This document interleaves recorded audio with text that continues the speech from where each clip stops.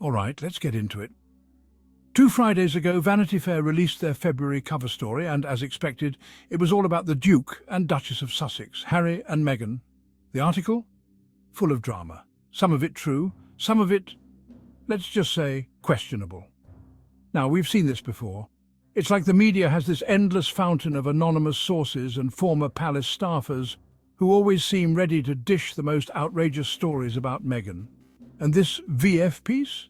No exception. There's a lot to unpack here, but let's focus on one specific storyline that's been making waves, the one about Spotify and, of course, Meghan's alleged behaviour.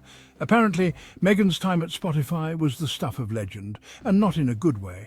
According to these sources, she was walking into offices, yelling, making employees cry and whisper shouting at people. Yes, whisper shouting. Can you picture that? She's also allegedly earned herself an obscure nickname, something so random and bizarre that you can almost hear the eye roll in the subtext. The nickname, Joan Crawford. That's right. Spotify employees, Americans mind you, allegedly nicknamed Meghan after Joan Crawford, the Hollywood icon famous for her campy roles and, of course, Mommy Dearest. Because, naturally, Spotify employees are also secret 1950s film buffs who bond over obscure Crawford references. Sounds legit, right? If there's one thing American corporate workers are known for, it's throwing out nicknames based on niche British TV shows from 2001 or random mid-century film stars. And you know what's even funnier? The implication that Meghan wouldn't even get the Joan Crawford comparison because, gasp, she's too busy making people weep in a corner to Google it. Let's break this down for a second. Meghan allegedly made people cry. She storms into rooms, she whisper shouts, she has a mean girl reputation, and oh yeah, she was high camp without realising it. That last part, though, I'll admit, it kind of tracks. The year is 2023. The air crackles with gossip, a current running through the digital veins of society. Vanity Fair, the chronicler of the rich and famous, drops a bombshell.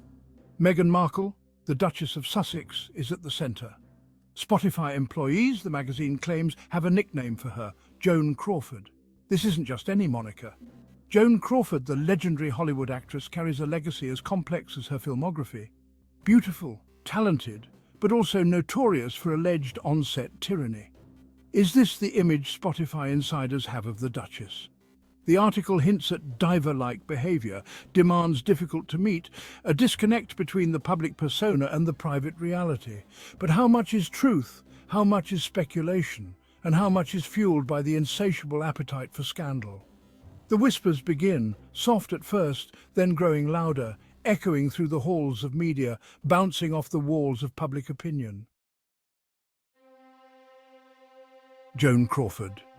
The name itself conjures images, raised eyebrows, a cloud of cigarette smoke, a demanding presence. A woman who knew what she wanted and wasn't afraid to go after it. To compare anyone to Joan Crawford is to invoke a specific image, a stereotype of a powerful woman unafraid to wield that power.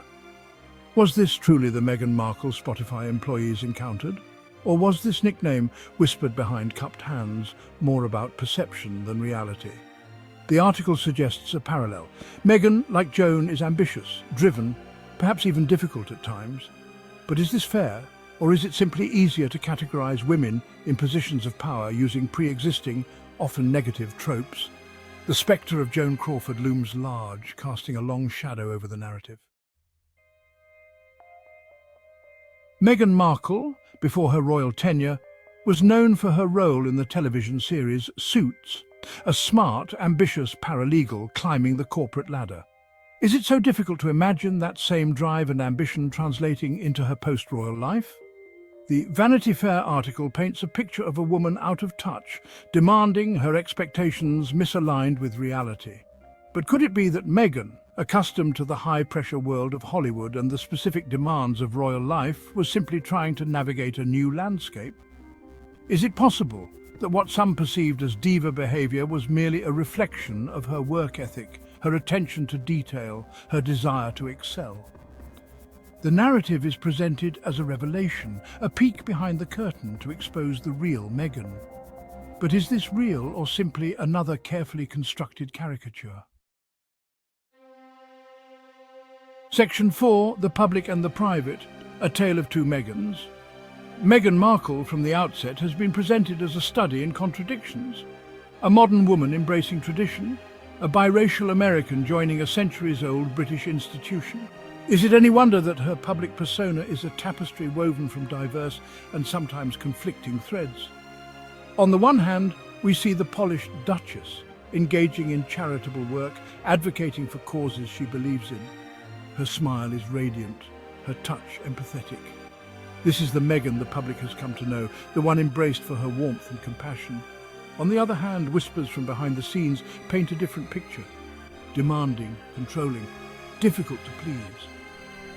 This is the Meghan shrouded in rumour, the one who evokes the ghost of Joan Crawford. But which is the real Meghan? And is it even possible to reconcile these seemingly disparate images into a cohesive whole? Section 5. Between Saint and Sinner. The court of public opinion is a fickle one. It thrives on extremes, readily casting individuals as either saints or sinners. Meghan Markle, unfortunately, has become a prime example of this phenomenon.